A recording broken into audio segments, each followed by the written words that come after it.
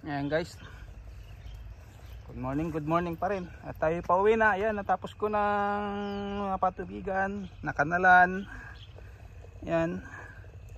So done, prepared na yung garden tree, ready for planting na. So tayo uwi na. Habang papatubig pa dyan ng konti, tayo uwi na. Dito naararo ko na rin yung gitna para pag naglagay ng pataba hindi maanod. Mamayang hapon ko pa yan lagyan ng pataba. Uwi muna ako matulog dahil antok na talaga. Mamayang hapon ko iano to, lalagyan ng pataba.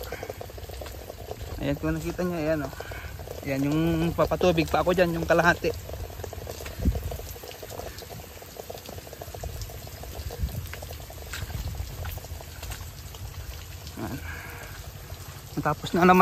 Natapos na si Mrs. mag-harvest dito ngayon. So Lunes, baka Miyerkules na ulit. Miyerkules o kaya Huwebes siguro. So mamayang hapon pag iuwi ko yung makina, pag may time nalagyan ko to pataba. Ayan.